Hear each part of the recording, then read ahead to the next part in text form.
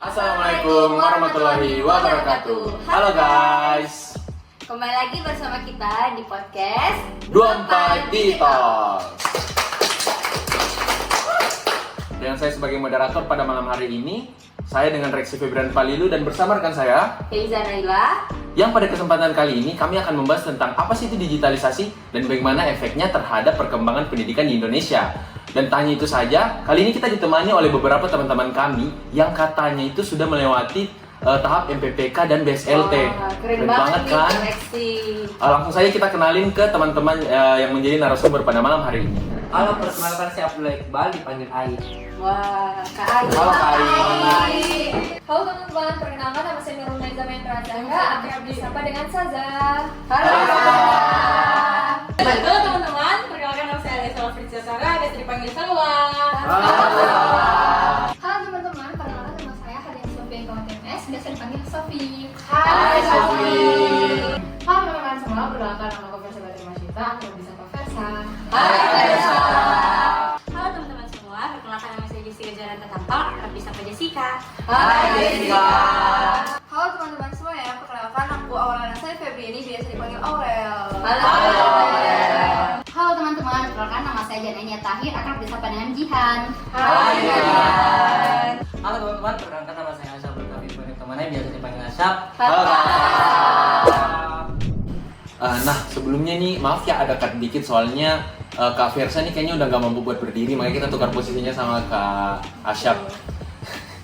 Sebelum kita masuk nih ke inti pembahasan utama mengenai tantangan, solusi, dan inovasi dari digitalisasi sendiri buat program pendidikan di Indonesia, kayaknya nih teman-teman di rumah nih masih banyak yang belum tahu apa digitalisasi. Nah, betul banget Kak Reksi. Nah, di sini kan kita bersama dengan narasumber kece kita nih yang telah melewati dan juga mengikuti yang namanya rangkaian BSLT 2 2025. Nah, kalau nggak salah juga kemarin tema BSLT utama itu tentang digitalisasi kan? Ini sangat sesuai dengan pembawaan kita dan juga materi kita pada podcast kali ini, teman-teman. Nah, mungkin ada satu atau dua dari kakak-kakak yang bisa jelaskan apa sih itu konsep digitalisasi? Apa sih maknanya? Boleh Kak Versa? Jadi teman-teman, digitalisasi itu dalam garis besarnya sebenarnya adalah dimana kita tuh setiap harinya itu berkegiatan ataupun apa ya, ngapain aja pokoknya tuh pakai teknologi gitu. Kayak kita mau makan, kita bisa pesan GoFood kan, kayak kita mau mana, kita pesan ojek online gitu kayak jadi udah berdampingan, ataupun kita sebagai mahasiswa belajar pakai AI dong. Iya, betul banget. Kayaknya relate ya semua kakak belajar pakai AI. Iya, gitu. Nah, kalau mengingat teknologi, pasti kakak nih udah nggak asing ya dengan kata-kata kalau robot tuh bisa jadi lebih pintar dari manusia suatu saat. Nah, dengan kata-kata itu kalau kita gali lagi ke dalam kan kita bisa tahu, ternyata nih digitalisasi punya dampak negatif nih. Kalau menurut kakak sendiri, apa sih itu tantangan-tantangan selama era digitalisasi? Mungkin Kak Asaf boleh. Oh, oke, boleh. Langsung dioper ya.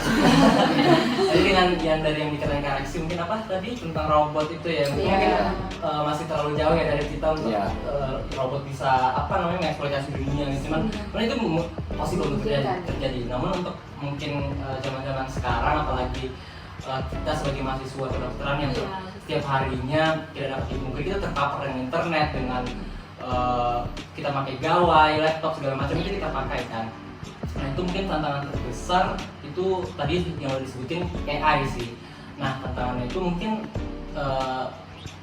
kita tidak bisa mengatur laju perkembangan AI itu, sehingga banyak terjadi apa ya, kayak ketidakjujuran yang dilakukan oleh para oknum disinformasi. Ya, disinformasi juga betul banget gitu. Karena menurut saya itu AI itu perkembangannya yang sangat cepat, itu tidak diikuti dengan laju perkembangan hukum yang cepat juga. Jadi kayak tahun-tahun berapa sih AI itu muncul, tahun 2020 atas ya. Tiba-tiba itu pop off, terus tidak ada hukum yang siap untuk nge-tackle tantangan yang disebabkan oleh AI itu. Jadi banyak jauh dari situ sih. Mungkin ada lagi tantangan-tantangan. Kalau dari Kak Asep sendiri sih tadi bilang ya kalau efek digitalisasi ini terlalu cepat sehingga hukum yang ada buat memberhentikan dia jadi nggak seimbang dengan posisinya, terlalu cepat nih si AI berkembang. Kalau dari kakak yang lain ada nggak kira-kira? Siapa dulu nih? Atau hapus aja. Oh ya udah, kajian dulu. Ladies first. Jadi kan tadi Kak Firsa tadi kan bilang kita ini sebagai manusia berdampingan dengan digitalisasi. Betul sekali nih Kak Firsa. Kan kita sebagai mahasiswa kedokteran Kak dan tiap harinya kan kita itu selalu menambah ilmu 3 materi per harinya. Jadi kan itu minimal sangat ya. banyak ya Kak, Minimal ya. banyak. Jadi kan dalam 3 materi ini kan Kak, pasti kan kita tidak bisa Kak merangkum ini dalam satu malam. Apalagi kan anak kedokteran itu datangnya jam 7.30, pulangnya jam 5 Kak. Dan padat sekali Kak, padat itu Kak. Jadi kan kita ini dikirimkan PPT Kak. PPT ini kan dibaca dan dihafalkan lewat teknologi Kak. Jadi rangkaian Bergantung, bisa bergantung. tambahkan Iya, kan Itu mungkin dibantu sama Kak Ai. Nah, jadi sebagai mahasiswa kedokteran apa tantangan kita di era digital? Tentunya yang pertama menurut saya itu informasi yang terlalu banyak. Jadi kita sulit untuk menemukan sumber belajar yang mana yang terpercaya untuk kita. Terus juga yang kedua, kurangnya interaksi tatap muka seperti yang kita ketahui tadi. Kita mempelajari anatomi menggunakan VR ya, yang dimana penggunaan VR itu untuk misalnya kadaver tidak semua bisa dilihat menggunakan VR. Kita harus bisa melihat secara langsung. Juga tentunya sebagai saya rasa semua mahasiswa itu distraksi dengan digital. Kita ketika kita mau belajar sedikit ada chat, kita buka HP gitu terganggu. Mungkin bisa ditambahkan sama Kak Saza ya. Nah mungkin tadi ada sedikit kebingungan ya, ada cut sedikit karena mungkin Kak Zaza nih nggak relate sama dampak-dampak tantangan-tantangan negatif dari digitalisasi buat pendidikan kita ini. Jadi mungkin saya bakal langsung oper ke teman-teman yang lain yang rasa punya tantangan yang berat sekali nih di digitalisasi nih.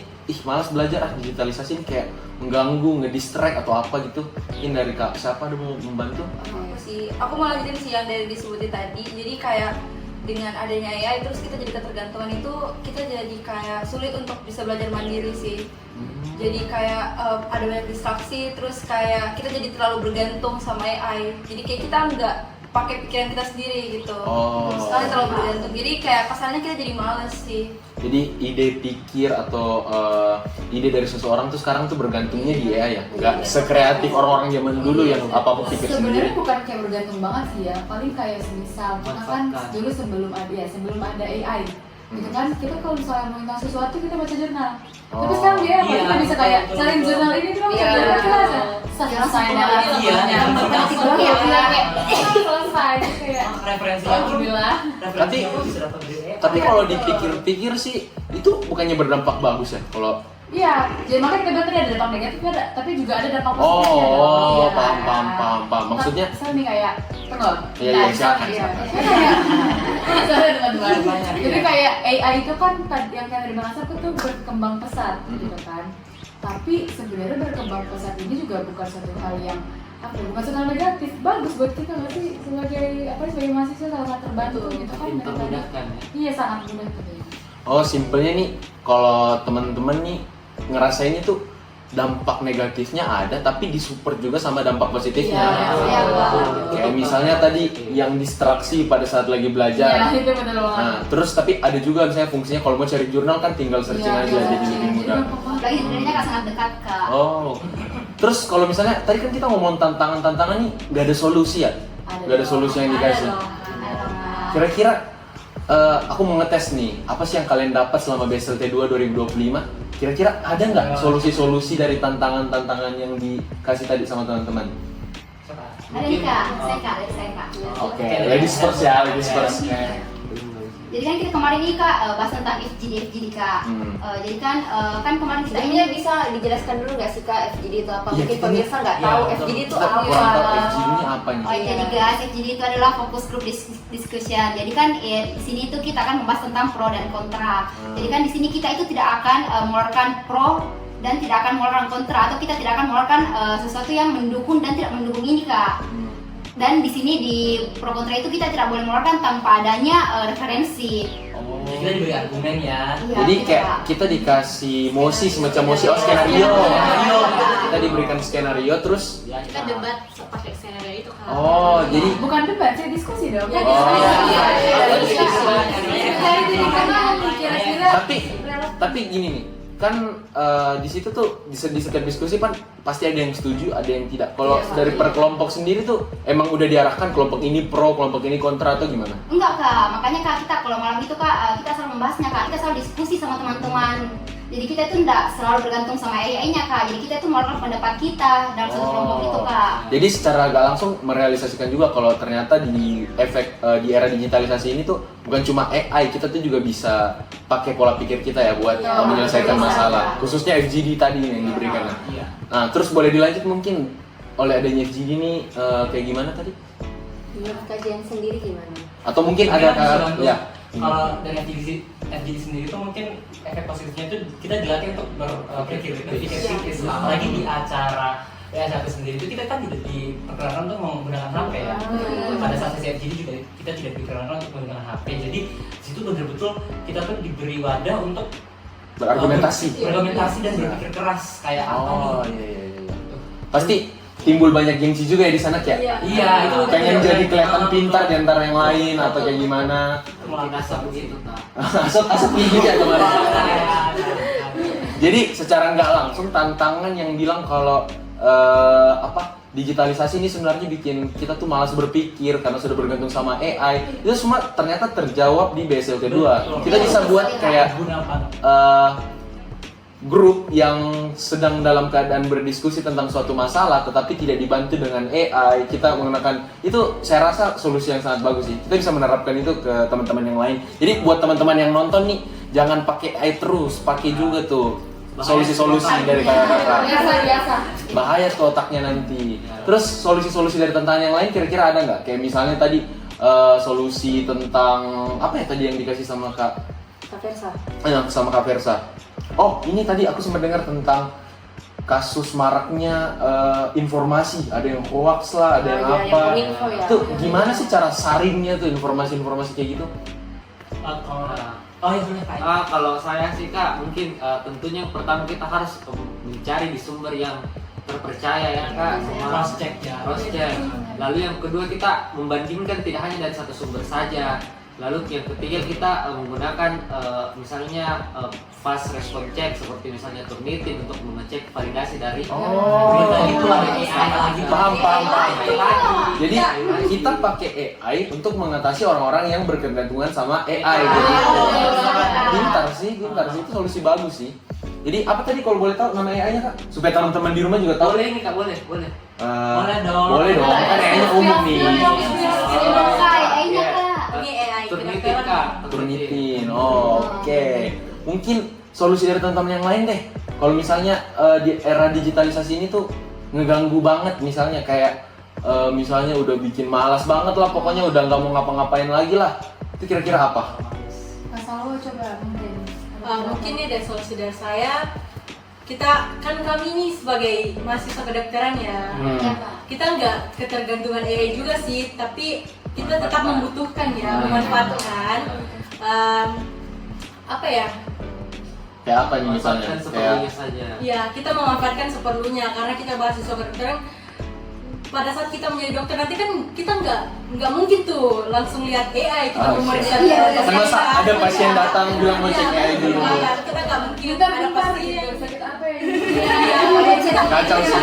Cari AI dulu di internet tuh kan nggak mungkin. Jadi kita itu AI itu hanya membantu kami aja sih sebenarnya. Jadi kolaborasi antara otak dan AI. Otak dan AI tetap ke otak sih banyaknya sebenarnya. Nih, aku mau tanya pendapat kakak nih. Kan kalau zaman sekarang, nih orang-orang nih semua belajarnya bukan cuma kedokteran ya, di setiap fakultas, di setiap jurusan, orang-orang kan sekarang udah belajarnya tuh pakai bantuan AI dan otaknya sendiri kayak yang tadi Kai bilang kan. Kalau misalnya kita compare antara orang zaman sekarang dan orang zaman dulu dengan cara berpikir yang sama, tapi dengan orang zaman sekarang yang menggunakan bantuan AI, kira-kira yang mana sih yang lebih efektif digunakan buat belajar kalau dari teman-teman sendiri? Mungkin ada yang mau berpendapat? Ya kalau dari saya sih kak, tentunya zaman sekarang ya, kalau ada yang mudah kenapa tidak? Orang sekarang maunya yang mudah aja kan? Iya, semua pasti mau yang mudah. Mungkin orang zaman dulu lebih butuh effort, tapi untuk pengetahuan sekarang lebih berkembang, lebih maju dibanding yang dulu. Jadi untuk mencari informasi yang valid tentunya kita butuh bantuan ya dari AI seperti itu kak. Tapi kan KAI kan kita bisa nggak usah pakai EI Kak. Kan kita sudah dikirimkan PPT dari dokter. Iya, tapi PPT dari dokter itu kadang juga tidak jelas materinya Kak. Maaf ya dokter ya, tapi memang kadang itu sulit dipahami. Iya, Jadi ada kata sulit yang harus dicari sih. Mungkin bahasanya terlalu tinggi ya gitu ya, kali. kan dokter-dokter yang dulu juga bicaranya tuh dia disuap. Kalau kita sekarang kan harus belajar lebih mandiri, jadi kita harus belajar sendiri. Oh iya Pak. Oh, paham. Jadi orang lagi dewasa lagi gitu ya. Jadi di luar dari tantangan yang banyak tadi, kalau dipikir-pikir, ini ngebantu ya. Kayak secara langsung teman-teman pasti tuh kayak merasa, wih ini kalau hidup di zaman dulu nggak ada AI nih, mati nih. Ini kalau misalnya teman-teman semua dipindahin ke zaman dulu deh, bersaing sama dokter-dokter yang sekarang di klinik. Kayaknya jauh banget deh. Kira-kira bisa nggak? Bisa, pasti lebih bisa. Gede banget ya kan? Jadi perkembangan ilmu yang ada sekarang lebih maju dibanding yang dulu. Jadi kita tentunya kalau kita menggunakan teknologi pasti kita bisa jauh lebih tahu dibanding yang dulu. Kita bisa, ibaratnya kalau kita ke masa lalu nih kita bisa kasih inovasi-inovasi yang Kita balik lagi sih kalau sebenarnya AI ini kan buatan manusia juga kan. iya sih. Masa sih kita dikontrol sama Ya, masa AI? dikontrol AI, masa malu dikontrol. Nah, kan tadi habis ngomong nih tentang inovasi. Kira-kira dalam cakupan pendidikan, kita kan lagi ngomongin soal pendidikan nih. AI atau digitalisasi ini punya apa sih? Apa sih kira-kira yang teman pikirkan untuk inovasi digitalisasi ini terhadap pendidikan di negara ini? Siapa tahu kayak misalnya ada ide gila, misal kita bikin sekolah gratis deh, tapi gurunya AI misalnya. Tahu kan? Mengurangi dana APBN juga ya kan? Sepertinya tinta di pulpen Lanjut. sepertinya tinta di pulpen tidak akan habis-habis deh Kak. Iya sih, karena kan semua sekarang udah pakai yang serba digital. Kalau dari teman-teman sendiri mungkin ada inovasi yang kayak lebih mind blowing gitu, yang kita bisa membayangkan, wah ini keren sih kalau pakai AI buat belajar kayak gini, atau ada yang lain? Ya, tentunya kalau menggantikan manusia itu tidak mungkin ya Kak, saya rasa karena kita memiliki yang namanya empati yang tidak dimiliki oleh robot. Jadi kalau mungkin sebagai support system dari pembelajaran ya pasti bisa, karena AI itu dia bisa mencakup apa yang tidak bisa kita cakup sekarang gitu. Begitu kalau dari saya sih Kak. Mungkin dari teman-teman yang lain ada? Mungkin saya bisa nambahin dikit Kak, kayak misalnya nih terlepas dari AI, misalnya digitalisasi buat proses pembelajaran. Contohnya kita di anak FK nih Kak, kan biasa banyak tuh cara-cara belajar yang bisa kita terapin. Misalnya kayak kita pakai VR buat belajar anatomi. Itu salah satu contoh digitalisasi yang bisa kita praktekin sih Kak sebagai preklinik. Ini pakai VR tuh gimana sih? Ceritain dong Kak, keseruannya belajar pakai VR Wah kayak itu gimana? seru banget sih Kak, soalnya kan kita kayak nggak usah buat melihat langsung kadavernya, tapi langsung kita bisa lihat di VR-nya Kak. Jadi kayak kita bisa lepas-lepas misalnya kayak otot kan Kak, waktu kita belajarin otot kita kayak bisa lepas-lepas lapisan-lapisan ototnya buat lihat di dalamnya Kak. Jadi nggak lihat dalamnya itu nggak perlu lihat langsung. Karena di gitu, kadaver Kak. sudah tidak begitu jelas. Iya, karena ada kan kadaver yang kayak udah lama gitu Kak, jadi kurang kelihatan. Jadi mungkin dengan VR itu bisa lebih membantu gitu Kak. Keren sih. Tadi sebelumnya aku kira VR itu cuma buat main game. Terus ternyata di fakultas kedokteran tuh Keren banget sih ini.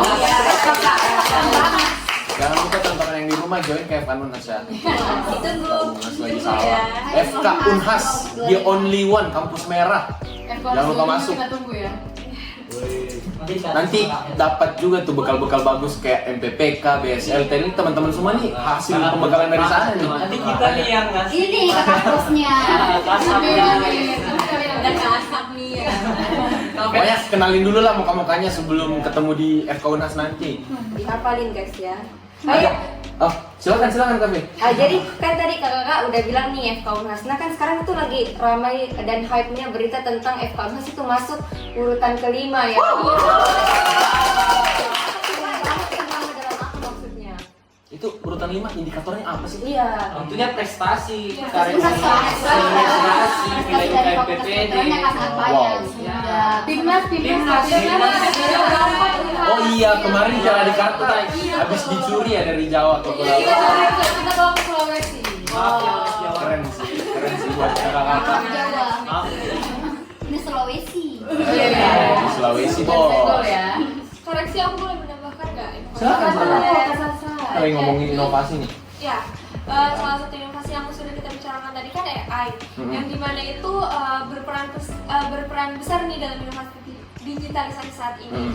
Contohnya itu kita bisa atau kita sering dengar tuh ada adaptive learning system.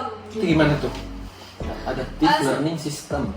Seperti kita menganalisis kerja siswinya gitu, mahasiswanya. Gitu. Oh. Jadi kayak kurang lebih kayak raport gitu atau Belajar mandiri Belajar koreksi. mandiri. Oh, belajar mandiri. Ya. Jadi dosen tidak perlu capek lagi mengajar koreksi. Jadi dia cuma memberikan kita materi, kita yang cari sendiri dengan memanfaatkan teknologi. Seperti itu koreksi. Oh. Kembali lagi kita menggunakan AI lagi, kita mencari tahu lagi. Ya betul. Ada contoh langsungnya nggak? Kira-kira teman-teman pernah ada yang pakai nggak? Ya saya selalu koreksi.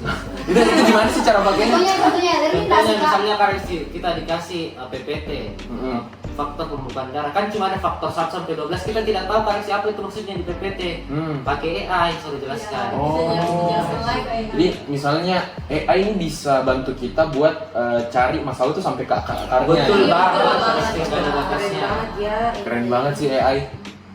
Saya kebetulan sih saya nggak pernah pakai AI sih. Nggak pernah pakai AI. Tapi ya gimana ya? Kalau misalnya ada AI sih, yang saya rasakan tuh kayak, wah easy banget nih hidup. Kita mau makan aja tuh, kira-kira makanan di saat hujan nih apa ya yang enak? Itu langsung ada. Terus gara-gara ada teknologi yang mumpuni, kita bisa pesan secara online juga. Jadi kayak enak banget sih pakai ada ini. Setuju sama kakak-kakak semua. Nah, Kak Frey, habis kita bahas tentang masalah solusi dan inovasi di bidang pendidikan, khususnya bagian belajar, kayaknya nggak cukup deh. Iya, kayaknya kurang nih ya Kak. Kayaknya kalau kita bahas di luar dari segi pendidikan, maksudnya dari segi belajarnya aja, kayaknya boleh deh kita kasih luas lagi deh. Dari segi pendidikan tapi di bidang sosial. Kira-kira tantangan apa sih yang didapat sama siswa-siswi atau mahasiswa-mahasiswi Indonesia selama adanya efek digitalisasi ini? Mungkin siapa yang bisa jawab? Kak Sofi. Kebetulan nih belum dengar suaranya Kak Sofi nih dari tadi nih. Pendiam. Mungkin kayak di berita-berita itu kayak banyak kayak pembelian.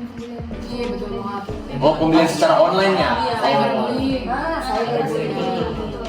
Itu contohnya kayak gimana tuh? Kalau ada yang tahu? Kayak misalnya cyberbullying dibullying secara lewat Zoom gitu atau lewat komen, dihujat atau Hujat. IG sosial media. Atau nggak Jadi kayak- pengalaman langsung. Boleh sih. oh. Kalau Semoga nggak pernah. Enggak ya Kak? Jangan. Ya itu yang membuat manusia sekarang makin gampang, karena gampangnya interaksi. Jadi kita juga semakin gampang untuk mengucapkan kata-kata yang sebenarnya tidak perlu kita ucapkan. Tapi jujur sih itu efeknya buruk banget. Kemarin tuh saya sempat bikin video cover lagu, tapi karena takut dengan komen orang tuh kayak malu-malu buat di-post. Jadi secara nggak langsung tuh iya ngurangin kepercayaan diri orang itu. Padahal sosial media sendiri itu harusnya jadi ladang kita untuk mengekspresikan diri. Ah. Jangan sampai terhambat karena hal-hal buruk seperti itu. Oh. Kira-kira ada tantangan lagi nggak dari teman-teman atau kakak-kakak? Oke, boleh Kak Zaza, silakan. Jadi tantangan yang lain itu seperti yang Kak Sofi udah bilang tadi, aku nih izin menambahkan yang dimana itu seseorang itu bakalan kurangnya interaksi sama orang lain nih, bakalan menutupi diri. Betul banget. Karena kan kayak kalau misalkan dibully pasti kan kita jadi makin ini dong menutup Betul, diri, nggak ya. bisa diri. Jadi pantas ya sekarang banyak orang introvert, Banyak ya. Banyak lagi orang. antisosial ya, malas banget ketemu sama dunia luar. Kata-kata baru banyak bermunculan. Yang dulu tidak ada introvert, sekarang ada. Kayak zaman dulu tuh, zaman orang tua kayaknya nggak ada deh yang tahu introvert. Introvert tidak ada. Karena Extrovert tuh kurangnya nggak ada. ini ya, pakai Interaksi gawai, ya. interaksi Ya. lewat online ya. Karena nih orang-orang antisosial lah bahasanya, kayak susah banget buat komunikasi dan lain sebagainya. Terus kalau tantangan-tantangan tadi tuh, kira-kira solusinya apa sih? Kayak misalnya kita nih udah malas, udah takut mau posting sesuatu, udah malas, udah gak percaya diri, udah nggak punya teman. Kira-kira solusinya apa sih yang bisa dikasih sama digitalisasi terhadap orang-orang yang punya pikiran kayak gitu? Nah, kalau saya pribadi Kak, gunakan AI, cari tahu bagaimana cara untuk membuka diri. Gitu dong. Ditanya sama AI lagi ya. Kan memanfaatkan teknologi kan. Kira-kira dari kalian yang lain ada nggak? Mungkin bisa memanfaatkan teknologi ya, tapi kayak gimana gini, sosial media kan dibuat sebebas-bebasnya, terserah kita mau ngapain juga bebas. Nah makanya itu kita bisa milih di mana baik, mana buruk kan. Jadi balik lagi ke awal, gimana cara kita jadi apa ya, jadi personal lah yang lebih apa Iya, ya, itu penting banget. biar yang kayak kita tuh kalau ada apa dikit udah langsung dihujat kayak ya udahlah biarin Let manusia it flow, itu ya gitu. flow aja.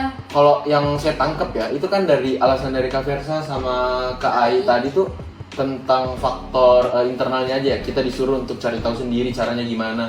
Kira-kira kalau dari faktor eksternal, dari lingkungan atau dari orang tua, teman-teman sekitar, itu mereka harus ngapain buat orang-orang yang kayak malas menunjukkan diri di sosial media lah, apalagi di dunia nyata kayak gitu. Itu kira-kira harus disupport kah atau dibiarin aja kah atau Just be yourself. Tapi tentunya perlu disupport juga sih. Untuk orang tua di luar sana support anak-anaknya. Oh gitu. Oh ini, aku pernah dengar satu kasus ada anak kecil yang karena kecanduan bermain gawai dia itu jadi speech delay. Oh iya. Lalu dia itu iya karena bunuh diri juga. Lalu dia itu jadinya dibawa ke psikolog untuk diterapi dan akhirnya bisa lancar ngomong. Nah, poin aku di sini itu mungkin salah satu aspek yang harus mungkin dinormalisasikan di zaman sekarang itu adalah terapi ke psikolog. Karena kayak zaman-zaman dulu orang-orang tua itu masih banyak yang belum familiar dengan hal itu, belum menormalisasikan hal itu. Bahkan kayak membalikan lagi kalau kita mungkin ada kesalahan dalam mental kita atau seperti apa, kita tuh bakal disuruh mungkin kalau dalam agama Islam disuruh sholat lah atau segala macam. Itu mungkin zaman sekarang perlu di ini sih Elaborasi lagi. Iya. simpelnya nih tahun depan nih banyak ya yang mau jadi psikolog. Kan pekerjaan kita nih udah diganti sama robot, orang-orang jadi stres. Jadi buat teman-teman yang mau masuk psikolog, jangan lupa buat masuk di psikolog Unhas. Balik lagi ke Video Unhas bukan salah satu pekerjaan yang Sulit sulit tergantikan. untuk tergantikan. Karena dari hati ke hati teman-teman. Betul. ya kan nggak bisa baca hati seseorang ya. Iya. Kan gak punya hati. Tapi aku pernah loh curhat ke AI. Oh gitu. Iya, serius Kenapa tuh, Kak? waktu feeling lonely aja enggak? Oh, Waktu feeling lonely aja kan, pernah coba-coba. Tahu AI-nya Snapchat gak? Oh iya. Dia sempet tanya-tanya, terus dia jawabnya kayak robot, kayak kaku banget. Terus Oh iya, sih nggak dapat kayaknya nih. nggak dapat banget feelnya kayak ngomong sama robot. Itu juga. Kak. Ini ilmu dari BSLT ya kayaknya. Salah satu dampak negatif dari AI ya. Jadi dia jadi mengundurkan diri dan dia nggak mau berinteraksi sama orang lain jadinya. Oh Iya. iya, Iya. saya jadi kecanduan tadi sama AI Oh, iya, tadi. iya. Misal, saya kan nggak, tapi buat Nyoba-nyoba ya. Iya. Jadi buat orang tua atau teman-teman yang lagi nonton di luar sana, jangan lupa buat kasih tahu ke orang tuanya kalian, pengawasan dari orang tua itu penting. Jangan sampai kecanduan. Teman-teman. Tuh banyak tuh orang-orang kecanduan yang pernah nggak lihat di TikTok yang matanya terputar-putar. Itu kan hoax. Harus pintar nyari Oh, dong. guys, bisa dicari di Kominfo ya, di website Ya. Kominfo kita bisa cari itu betul apa enggak. Gitu. Betul tuh.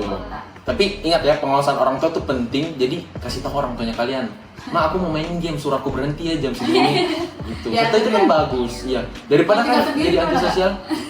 Kan bisa minta tolong AI buat suruh. Oh, iya. Lagi-lagi atur waktunya, Iya. manajemen waktunya diatur lagi. Kapan main, kapan belajar, yang mana kan? Kalau ini lagi nih, kan beberapa tahun ke depan teknologi kan sudah nggak kayak sekarang ya. Teknologi itu udah, mungkin tahun depan tuh sudah ada mungkin Mobil terbang. gacuan terbang mungkin atau apa Kita misalnya. kampus terbang kali Iya, ya. atau teleportasi misalnya.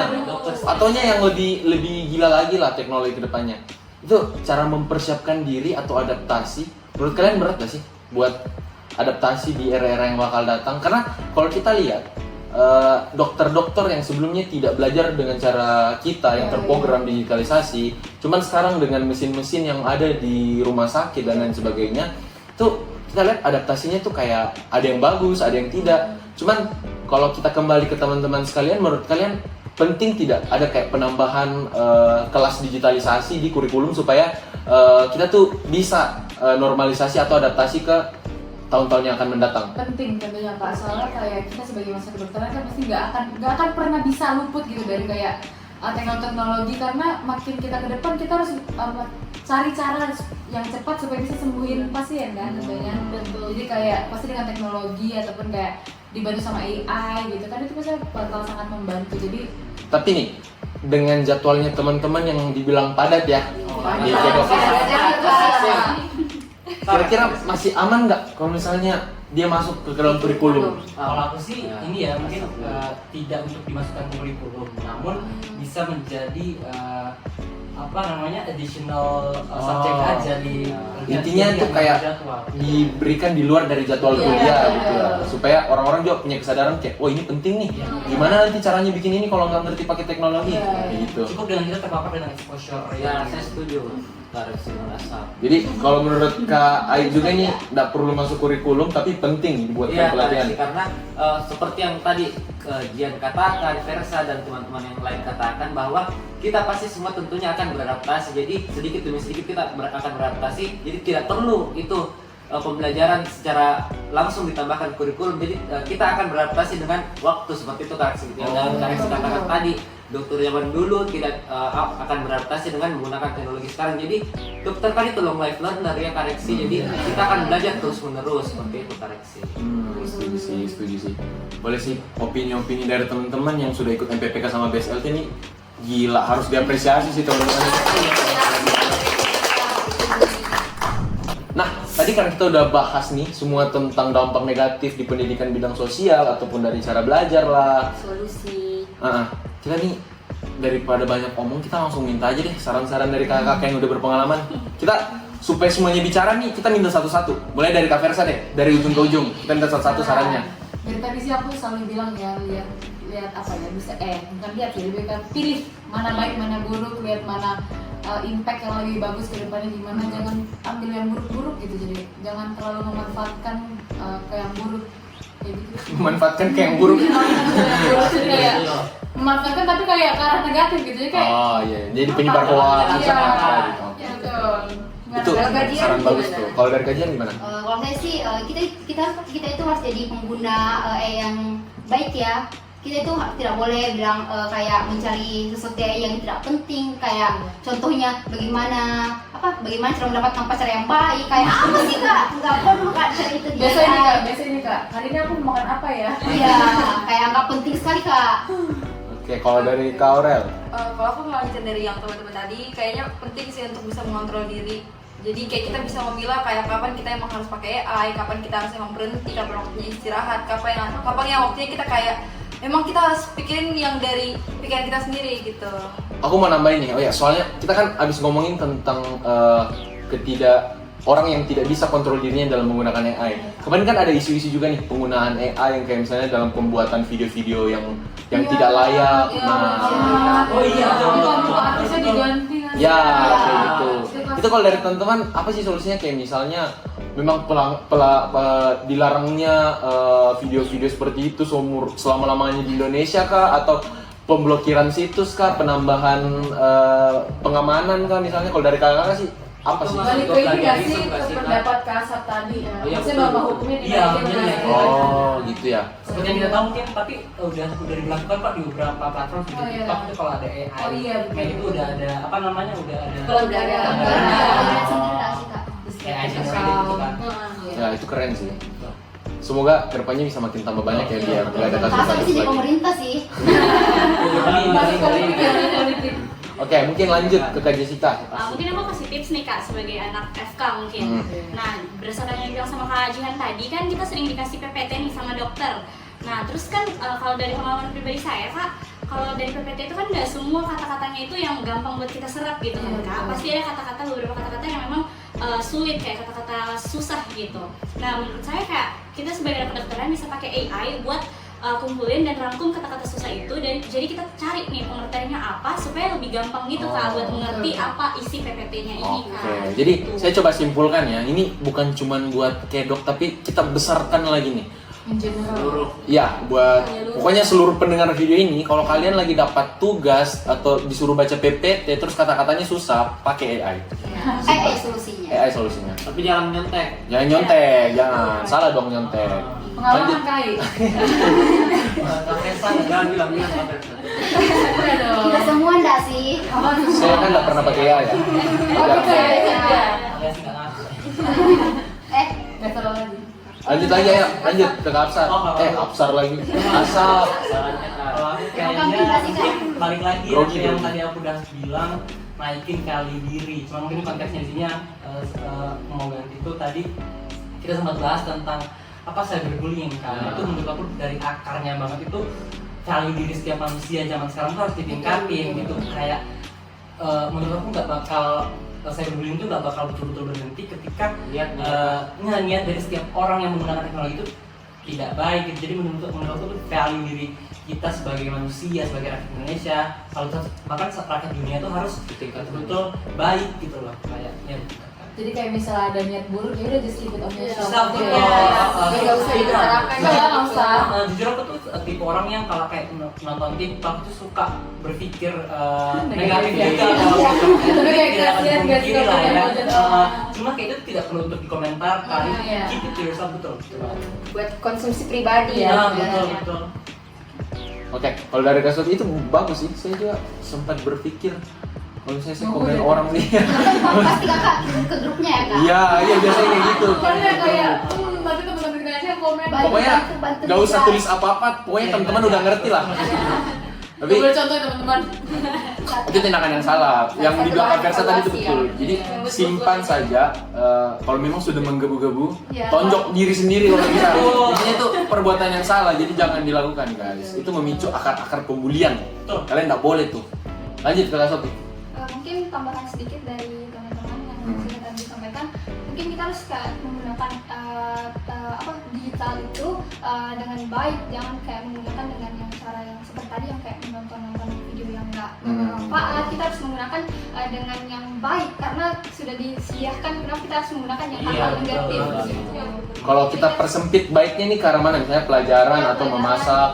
Kan bisa. Kayak tips-tips apa bisa cari. Jadi baik secara umum ya, Iya. secara lurus. Kalau dari Kak Ade sendiri, Wah, mungkin kalau dari saya nih kembar ya sama teman-teman yang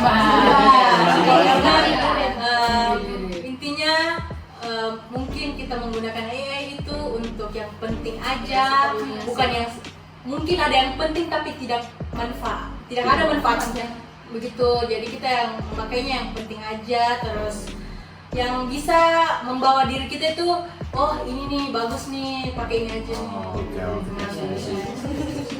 Kalau dari Kak Zaza apa kira-kira? Jadi tadi kan aku udah jelasin tuh tentang adaptive learning system. Nah kita tuh harus gunain teknologi itu dengan cara yang baik. Contohnya tuh ada AI untuk ini, tahu nggak sih kalian teknik Pomodoro? Aku pakai itu kalau lagi belajar malam. Saya tidak tahu. Itu tuh kayak gimana? Kan kalian koreksi nggak tahu nih apa tuh teknik Pomodoro. Mungkin teman-teman juga di rumah nggak ada yang tahu. Jadi Aku mau saranin aplikasi Pomodoro, The Forest. Itu bagus banget. Sama stay fokus. itu apa kalau guys? Jadi gini, Iya. secara garis besar ya, kayak jadi Pomodoro itu kayak Pomodoro. Aduh, ini apa ya? Grogi. Lanjut. Pomodoro.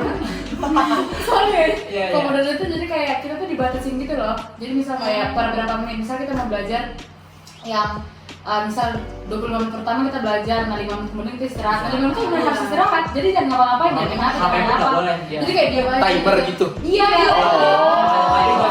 Dan by the way di aplikasi itu tadi yang aku sebut sama Asa gitu, kita bisa ini loh di blok aplikasinya. Ya, betul. Jadi kayak kita mau buka TikTok, mau buka ini. Kalau misalnya kita dalam keadaan emergency terus mau buka gimana? Apa sih ada? Iya. Itu tidak pengaturannya bisa ya. lagi ya. Iya. Emang kalau niat mau main HP ya? Iya pasti kakaknya. Terus interaktifnya The Forest tuh kita bisa ini sambil numbuhin pohonnya. Jadi misal sekali kita Harus sekali cerita. kita menang itu kayak bisa bertahan sampai akhir tanpa main HP, ntar kita dapat air buat ngasih tanaman. Jadi lomba-lombanya nih pohon siapa yang paling tinggi? Paling subur. Paling subur ya? Semakin subur otaknya. Maksudnya sekarang gamenya tuh kayak gitu nggak sih? Hanya dia. Kita viralin game gitu. Bukan tanya, rank kamu apa sih sekarang? Sekarang tanya, pohon kamu tingginya gimana? Setinggi kain. Oke, stay fokus bisa. Kain kan sampai dia. Jangan deh, takut. Oke, kalau solusi dari saran dari Kak Ai nih. Saran kalau dari saya sebagai mahasiswa yang bertahan di era digital, yang tentunya yang pertama kita harus memperbanyak literasi digital ya guys. Iya kak. Kita harus memperbanyak literasi digital. Jadi kita harus pintar untuk memilih informasi, seperti yang silang tadi, memilih informasi mana yang valid, mana yang tidak. Jadi kita bisa menyaring.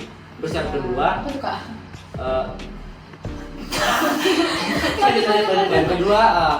tentunya kita tidak bisa lepas dari teknologi, jadi kita harus manfaatkan teknologi dengan baik dan tidak boleh menyalahgunakan guys. Tadi banyak aplikasi yang disebutkan oleh teman-teman saya seperti Pomodoro, Active Recall, itu salah dua aplikasi yang bisa digunakan untuk membantu kita di era digital, membantu kita mengatasi tantangan di era digital, yaitu salah satunya disrupting digital. Nah, jadi kita menggunakan teknologi untuk mengatasi tantangan dari teknologi itu sendiri. Betul. Terima kasih. Pintar banget sih teman-teman semuanya. Memang bekal dari MPPK dan BSLT tuh Top mantap. Membuka ini ya, membuka apa ya? Kita jadi Lihat rambut kita. Guys, sampai botak. Meskipun botak kayak gini, kalau disuruh berargumen kita siap. Rambutnya boleh botak, tapi pikirannya tidak bakal botak. Kata-kata hari ini. Bubur ikan lele, FK Unhas cakep le. Oke guys, jadi kita sudah tidak terasa, kita udah ada di penghujung acara setelah berbincang-bincang dengan narasumber-narasumber keren kita ini. Tepuk tangan dulu dong.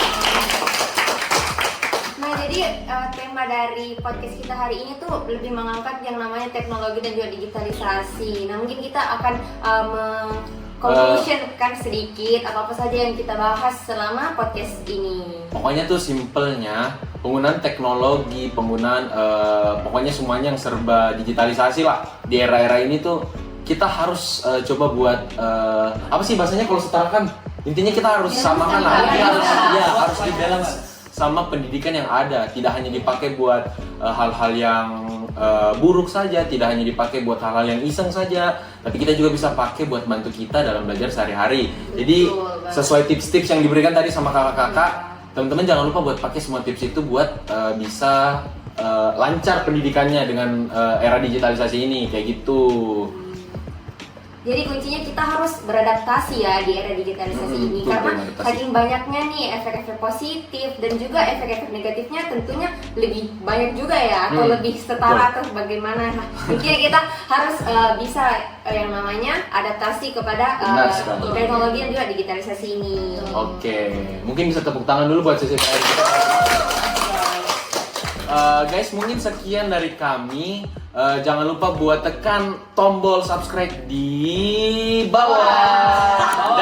Dan jangan juga lupa buat nonton video-video lainnya di channel 24 Digital. Dadah.